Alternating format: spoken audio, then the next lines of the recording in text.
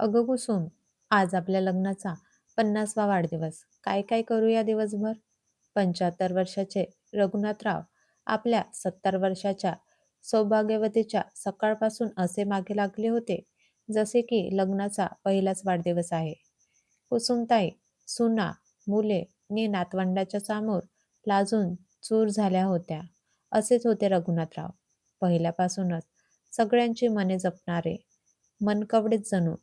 त्यांची आई 60 वर्षाची झाल्यावर तिचे मनच वाचले आणि तिला साऱ्या तीर्थक्षेत्राची यात्रा करून आणली. तिने गेल्याच वर्षी शांतचित्ताने आपले प्राण सोडले. तिच्या हयातीत कधी तिला मागे सर असेही बोलले नव्हते. वडिलांच्या माघारी आईने काबाड कष्ट करून शिकवण्याचे मातृऋण मनात ठेवून त्यांनी आईला कधीच दुखवले नाही. लग्न झाल्यानंतर आई आणि पत्नी यांच्यात सुवर्णमध्य साधून दोघींच्या मनाचा विचार करत दोघींनाही खुश ठेवले. त्यामुळे सासू-सुनेच्या नात्याचे आई-मुलीच्या नात्यात कधी नि कसे रूपांतर झाले कुणालाच लक्षात आले नाही. आईला मंडळाच्या बायकांसोबत कुठेही कधीही जाता येत असे. त्यांनी कधीच बंधन घातले नाही. स्वतः देखील सुट्टीत आईला सगळीकडे फिरवून आणत. आईला स्वयंपाकाचा त्रास नको म्हणून पत्नीला ते स्वतः सर्व कामात मदत करत. त्यामुळे तक्रारीला कधीच जागा राहिली नाही. रघुनाथराव बँकेत उच्च पदावर अधिकारी होते. पगार 5 आकडी.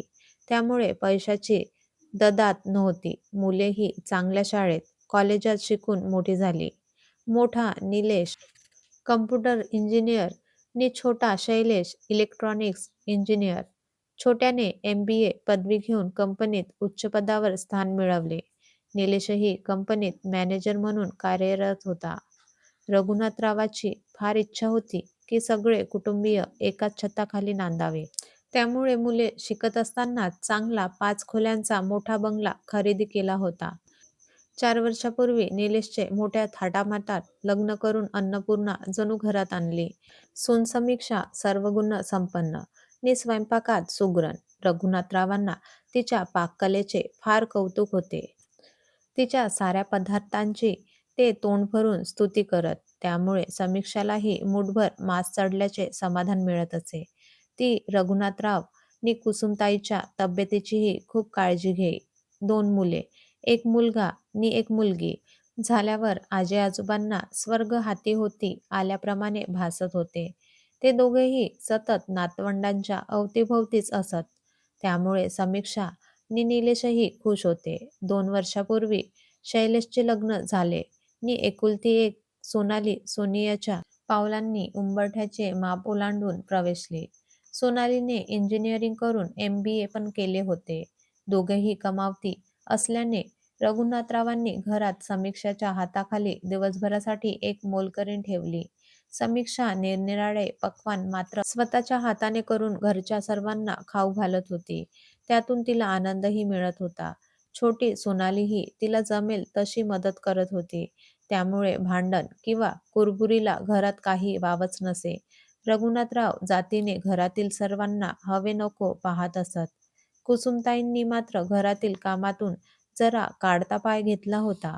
त्या म्हणत आयुष्यभर घरासाठी राबले, आता सुखाचे दिवस सुरळीत जावे म्हणून स्वतःसाठी जगते. पण नातवंडांकडे मात्र खूप लक्ष देत. त्यांचे खाणेपिणे, अभ्यास यावर त्यांची करडी नजर असे. गेल्या वर्षी सोनालीला मुलगी झाली. ती अजून खूप लहान होती. त्यामुळे सोनालीने नोकरीतून रजाही घेतली होती. ती आणि कुसुमताई बाळाकडे खूप लक्ष देत. त्या तिला जास्त काम करू देत नव्हत्या. त्या म्हणत, सोनाली, तू नोकरीवाली बाई. रजा संपली की तुला ड्युटीवर हजर राहावे लागेल. स्वतःच्या बाळाला आईची ओढ असते. तू ऑफिसला गेल्यावर आम्ही तुझ्या बाळाला छान सांभाळूच, पण तू घरी आहेस तोवर बाळाला आईचे पुरेपूर प्रेम मिळायला हवे. बाळाला आईचा जास्तीत जास्त सहवास हवा. काम करायला मोलकरीण आहे, त्यामुळे तू बाळासोबत जास्त वेळ राहत जा. कुसुमताईच्या अशा प्रेमळ सल्ल्याने सोनाली भारावून गेली नि म्हणाली, आई, तुम्ही म्हणाल तसे.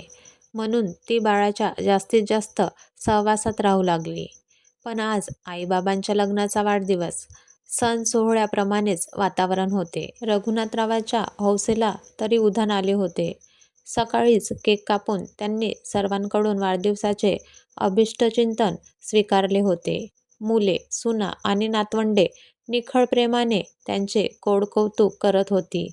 बाबांना आनंद व्हावा असे वागत होती. कुसुमताई तरी त्यांच्याच जवळ बसून होत्या. उठून गेलो तर न जाणे त्यांच्या जीवाला वाईट वाटेल. त्यांच्या आनंदावर विरजण नको. सुनाही सकाळच्या जेवणाच्या जय्यत तयारीला लागल्या होत्या. काय काय पदार्थ बनवायचे याची यादी कालच तयार होती. मोलकरीण काकू पहाटेला उजाडण्यापूर्वीच आल्या होत्या. पदर बांधून त्या कामालाही लागल्या होत्या. रघुनाथराव त्यांच्याशीही वडिलांप्रमाणेच वागत. त्याही आपल्या घरातील एक सदस्य आहे. त्यामुळे त्यांना मोलकरीण म्हणून वागणूक न मिळता घरातील सदस्य म्हणूनच मान मिळावा याची पुरेपूर काळजी घेत. असे हे रघुनाथराव सर्व गुणसंपन्न, मूर्तिमंत देवाचाच जणू अंश होते. घरातील सर्व जणांवर त्यांचे अतिशय प्रेम होते आणि त्यांच्यावरही साऱ्यांची खूप माया होती. आपणास मुलगी नाही, त्यामुळे घरात प्रवेशलेल्या सुना या आपल्या मुलीच आहेत, अशी त्यांची वागणूक असे. त्याही त्यांना शब्द पडू देत नसत. बाबांना कोणत्या वेळी काय हवे असते हे दोन्ही सुनांना जणू पाठच होते. त्यामुळे वेळच्या वेळी नाश्ता, जेवण नि चहा देण्यासाठी दोन्हीही मुली झटत असत. कुसुमताई ही दोघींवर आईची माया करत, परंतु त्या जास्त वेळ वंडाच्या सहवासातच राहत. त्या चमचमीत पदार्थ मुद्दाम टाळत. अगदी त्यांना आवडणारे गोड पदार्थही त्या खात नसत. त्यांच्या अशा या स्वभावामुळे मुलीही त्यांना जास्त आग्रह करत नसत. परंतु त्या मात्र मुलींना म्हणत, "अगं, तुम्ही खात जा मनसोक्त. हे तुमचे खाण्याचे वय आहे. माझी तुमच्या वयाशी तुलना करू नका. या वयात कमी खाणे माझ्या आरोग्यासाठी योग्य आहे. उद्या मला काय झाले तर तुम्हाला धावपळ करावी लागेल. त्यापेक्षा मापात खाल्लेले मला माझ्या वयाला नि तब्येतीला नीट पचेल." अशा बोलण्याने मुली त्यांना माफकच आग्रह करत. तरीही सोनालीला माहीत होते, आईंना गोडाची खूप आवड आहे. म्हणून बाहेर गेली की त्यांच्या आवडीची मिठाई मुद्दाम घेऊन यायची. मग कुसुमताई तिचे मन मोडत नसत. 2 घास खाऊन घेत. असे हसते खेळते घर परिवार जणू दृष्ट लागण्यासारखा होता. त्याला जबाबदार केवळ रघुनाथरावांचा मोकळा स्वभाव. त्यांनी कोणाला कधीच कशाचीही आडकाठी केली नाही. त्यामुळे घरात एकमेकाला मानसन्मानाने वागवले जाई. ज्येष्ठांना योग्य तेव्हा सल्ला विचारला जाई. आईला हॉटेलचे जेवण आवडत नसे, तर फॅमिलीसोबत हॉटेलला जाताना ते स्वतः आईच्या आवडीचा पदार्थ बनवून ठेवत. त्यामुळे आई खुश नि हॉटेलला जायला मिळते म्हणून पत्नी, मुलेही खुश. फार थोड्या लोकांना असे करायला जमते. त्याचे उत्तम उदाहरण म्हणजे रघुनाथराव. आता 70 ओलांडली तरी त्यांच्यातील रोमॅन्टिकपणा कमी झाला नव्हता. लग्नाच्या दर वाढदिवसाला पूर्ण दिवस ते पत्नीसोबत राहत. मग ते सिनेमा, हॉटेल, चौपाटी किंवा नाटकाला जात. पत्नीला सुंदरची साडी खरेदी करत. अगदी नवीन जोडप्याप्रमाणे हातात हात घालून चालत. पत्नीच्या चंदेरी केसात मोगऱ्यांचा गजरा स्वतः माळत. पत्नी बोलायचीही, "काय हा चाहटळपणा? काय म्हणतील मुले, सुना आणि नातवंडे? वयाचा अंदाज तरी आहे की नाही?" परंतु रघुनाथराव सर्वांना हाका मारून जवळ बोलवायचे नि मोठ्या आवाजात म्हणायचे, "काय रे, मी जे काही करतो ते चूक की बरोबर?" मुले, सुना आणि नातवंडेही पडवल्यासारखी एकाच सुरात बोलायची, "एकदम बरोबर बाबा. तुम्ही आमच्यासाठी आदर्श आहात नि आदर्शच राहणार." सुना नेहमी म्हणायच्या, "आई, तुम्ही किती नशीबवान आहात. बाबांसारखे जीवनसाथी मिळाले तुम्हाला. कोणत्या जन्माची तुमची पुण्याई आहे. आमच्या तरुण नवऱ्यांच्यातही इतका रोमॅन्टिकपणा नाही. त्यांना तसे वागायलाही जमत नाही. ते बाबा ह्या वयात करून दाखवतात. यू आर लक्की आई." कुसुमताईंना मग अजूनच लाजल्यासारखे होई. आपल्या तरुण सुनांनाही जमत नाही नि आपले यजमान त्यांच्या देखत एवढे रोमॅन्टिक वागतात. आतून त्यांनाही कुठेतरी बरे वाटायचे, पण वयानुरूप त्यांना लाजिरवाणेही वाटायचे. सुनांनी प्रशंसा केली की त्या गोड लाजून मान वळवायच्या. आजच्या वाढदिवशी त्या खुश होत्या. आज त्यांच्या लग्नाला 50 वर्षे झाली होती. खेळकर वातावरण तसेच स्वच्छंदी स्वभावामुळे दोघेही अगदी आरोग्यदायी होते.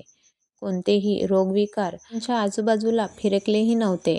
पथ्यपाणी पाळून त्यांनी पहिल्यापासून तब्येतीची काळजी घेतल्याने दोघेही तंदुरुस्त होते. मात्र रघुनाथराव खूपच रंगाला आले. त्यांनी साऱ्यांना हाका मारून जवळ बोलवले. सून नि मुलांना आज रजा काढायला सांगितले. नातवंडांना शाळेला दांडे मारायला सांगितले. इतरांना कळत नव्हते बाबांच्या मनात आहे तरी काय. पण तरीही सर्वांनी मोबाईलवरून ऑफिसला रजेविषयी कळवून टाकले. आता बाबा अजूनच खुश झाले. त्यांनी निलेशला मोठी गाडी काढायला सांगितले. आज मुलांनीही ठरवले बाबा जे काय सांगतील ते निमूटपणे काही प्रश्न न करता ऐकायचे. सर्व छान तयार झाले. कुसुमताईंना आज त्यांनी लग्नातला जरतारी मोती भरलेला शालू नेसायला सांगितले. त्यांनीही शेरवानी घातली. सगळेजण गाडीत बसले. आता मात्र निलेशने विचारले, बाबा गाडी स्टार्ट करू का? कुठे जायचे आहे सांगाल का? बाबा गालात हसत म्हणाले, गाडी चालू कर. मी गुगल मॅप पाहून तुला मार्गदर्शन करतो. कपाळावर प्रश्नचिन्ह घेऊन निलेश ड्रायव्हिंग सीटवर बसला. बाबा त्याच्या शेजारी नि बाकीचे सारे मागच्या सीटवर. गाडी पळू लागली. बाबा मजेत गप्पा मारत होते. कर्जत ओलांडताच निलेशला वाटत होते आपण यंत्रवत गाडी चालवतोय. आता बाबा काचेतून बाहेर पाहत बोलले, निलेश समोर पहा. तो बंगला दिसतो ना, तिथे गाडी थांबव. निलेशने 5 मिनिटात गाडी एका आलिशान बंगल्यासमोर उभी केली नि विचारले, बाबा कुणाचा आहे हा बंगला? आपण काय करायचे आहे? बाबांनी डोळे मिचकावले. बंगल्याची बेल दाबली. आतून एक वयस्कर माणूस आलो आलो ओरडत आला. त्याने बंगल्याचे दार उघडले. नवीन फर्निचर, सुंदर बंगला पाहून मुले, सुना, नातवंडे नि कुसुमताईचे डोळेच विस्फारले. कुसुमताई बोलल्या, अहो आता तरी सांगाल का, काय हा गोड बंगला आहे? कोणाचा हा बंगला? हे काका कोण ज्यांनी बंगला इतका सुंदर सजवलाय? तशी रघुनाथरावांनी पत्नीचे डोळे झाकत त्यांना बाहेर घेऊन गेले. गेटवर ठळक अक्षरात लिहिले होते, श्रम साफल्य. खाली नाव होते, सौ कुसुम रघुनाथराव पाटील. आता मात्र सगळ्यांचे डोळे विस्फारून मुळे डोळ्यातून बाहेर पडतील की काय अशी साऱ्यांची अवस्था झाली. बाबा सर्वांना बैठकीच्या रूममध्ये घेऊन गेले नि बोलले, अरे हा आपलाच बंगला आहे. माझी एक दूरची मावशी होती. तिला जवळचे कोणीच नव्हते. त्यामुळे तिने आपली सर्व इस्टेट माझ्या नावावर केली. ती गडतंग श्रीमंत होती नि या बंगल्यात राहत होती. कामाच्या व्यस्ततेमुळे आपल्याला कधी तिच्याकडे येता आले नाही. पण तिने वारस म्हणून माझे नाव लावले. त्यात सर्व काही माझ्याच नावावर केले. 6 महिन्यापूर्वी ती वारली. एके दिवशी वकिलांनी मला फोन करून बोलावले आणि सर्व हकीकत सांगितली. मावशीची काळजी घेणारे हे रामूकाका मावशीवर मुलाप्रमाणे प्रेम करत. त्यांनी बंगल्याचे नूतनीकरण केले आणि मी मुद्दाम आमच्या लग्नाच्या वाढदिवसाला तुम्हाला इथे घेऊन यायचे ठरवले. आता सगळा बंगला व्यवस्थित पाहून घ्या. विस्मित झालेले सर्वजण बंगला पाहू लागले. बेडरूम तरी अशी सजवली होती की आजच लग्न होऊन नवे जोडपे मधुचंद्र साजरा करणार होते. जेवणे वगैरे आटोपताच बाबांनी सर्वांना झोपण्याची सूचना केली नि डोळे मिचकावितच कुसुमताईचा हात पकडला नि ओढतच त्यांना फुलांनी सजवलेल्या बेडरूमकडे घेऊन गेले.